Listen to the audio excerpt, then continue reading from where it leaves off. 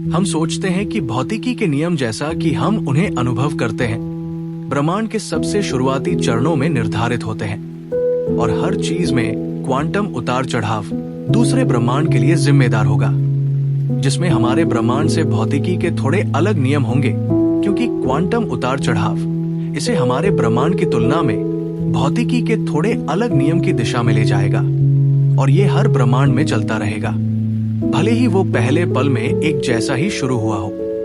बाद में जब भौतिकी के अन्य नियम प्रकट होते हैं तो वे थोड़े अलग हो सकते हैं और मल्टीवर्स के साथ जहां ब्रह्मांड के कुछ हिस्से हो सकते हैं जो ब्रह्मांड के किसी अन्य हिस्से के ज्ञान के बिना विस्तार कर रहे हैं। ये अनिवार्य रूप से एक दूसरे से स्वतंत्र ब्रह्मांड है और ये दोनों कभी नहीं मिलेंगे। कल्पना करें कि आप समुद्र में एक जहाज है और आप क्षितिज की ओर देखते हैं और वो आपका पूरा ब्रह्मांड है। वहां क्षितिज की ओर एक और जहाज है जिसका अपना क्षितिज है और आप घोषणा करते हैं कि ये ब्रह्मांड है और ये जहाज क्षितिज को भी नहीं समझते हैं। एक दूसरे को देखोगे, आप एक दूसरे को तभी देखोगे जब किसी तरह से आप अपने दो क्षितिजों को ओवरलैप कर पाओगे।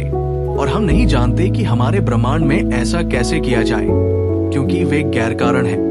आपको उस तक पहुंचने के लिए एक ब्रह्मांड से दूसरे ब्रह्मांड में सुरंग बनाने का कोई रास्ता खोजना होगा, लेकिन ये बहुत खतरनाक हो सकता है, क्योंकि अगर भौतिकी के नियम आपके विकास से अलग हैं, तो आप बस एक ढेर में घुल सकते हैं, क्योंकि इलेक्ट्रॉन पर चार्ज अलग है और आपकी सारी बायोकेमिस्ट्री बदल जाएगी। मल्टीवर्स सिद्धांत हमारे अवलोकनीय ब्रह्मांड से परे कई ब्रह्मांडों के अस्तित्व का प्रस्ताव करता है और जब आप उन सभी को एक साथ रखते हैं तो वे सभी मौजूद अंतरिक्ष, समय, पदार्थ, ऊर्जा, सूचना और भौतिक नियमों को शामिल करते हैं जो बताते हैं कि चीजें कैसे काम करती हैं। हालांकि वैज्ञानिकों के बीच इन मल्टीवर्स विचारों के बारे में थोड़ी बहस है।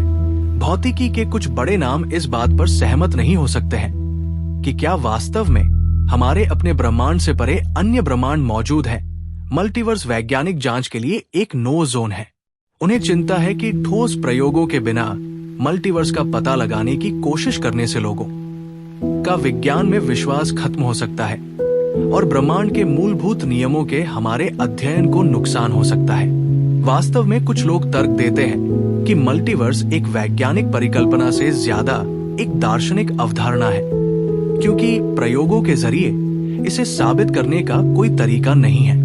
उदाहरण के लिए cosmic microwave background radiation, big bang theory और शुरुआती ब्रह्मांड की हमारी समझ का समर्थन करने वाले सबूतों का एक महत्वपूर्ण हिस्सा है। इसमें हल्के माइक्रोवेव रेडिएशन होते हैं जो ब्रह्मांड में फैलते हैं और ये ब्रह्मांड की उस स्थिति का एक स्नैपशॉट प्रदान करते हैं जब ये बिग बैंग के लगभग 3,80,000 साल बाद बहुत छोटा था।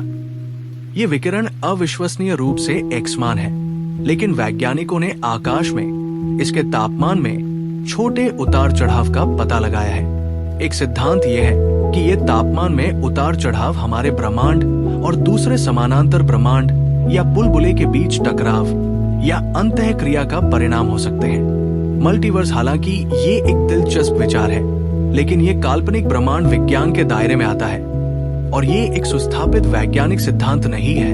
इसलिए आप कल्पना कर सकते हैं कि हमारा सौर मंडल कितना दुर्लभ है। अन्य ब्रह्मांड जो हमारे ब्रह्मांड नहीं है, हमारे ब्रह्मांड से कहीं ज्यादा ठंडे ब्रह्मांड हो सकते हैं, जहां हमारे ब्रह्मांड की तुलना में जीवन का निर्माण तेजी से हुआ।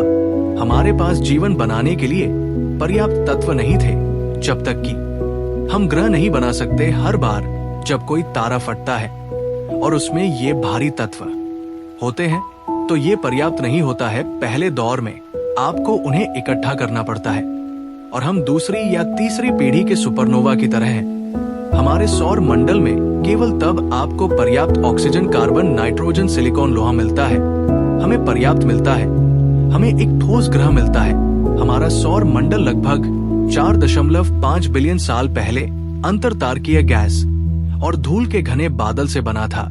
बादल ढह गया, संभवतः एक सुपरनोवा के शॉक वेव के कारण, जिसमें मुख्य रूप से तत्वों का मिश्रण था, हाइड्रोजन और हीलियम, जो बिग बैंग के बाद उनकी व्यापकता के कारण ब्रह्मांड में सबसे प्रचुर तत्व है।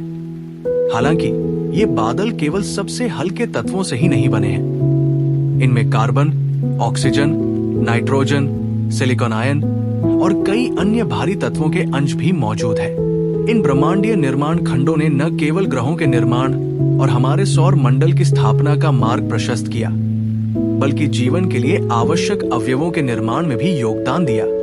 जैसा कि हम जानते हैं कि हमारे कोशिकाओं में डीएनए बनाने वाले कार्बनिक अणु से लेकर पृथ्वी पर जीवन के रसायन विज्ञान को बनाने वाले यौगिकों तक, ये तत्व ब्रह्मांड और हमारे स्थान के लिए आवश्यक घटक हैं। हम इस ब्रह्मांड में मौजूद अवयवों के मिश्रण के उत्पाद हैं। इसलिए यदि आप अपने शरीर में तत्वों को रैंक करते हैं, तो नंबर 1 तत्व हाइड्रोजन है, जो पानी के अणु में निहित है, क्योंकि हम ज्यादातर पानी हैं, जैसा कि आपको जीव विज्ञान से याद होगा। अगला सबसे आम परमाणु ऑक्सीजन है।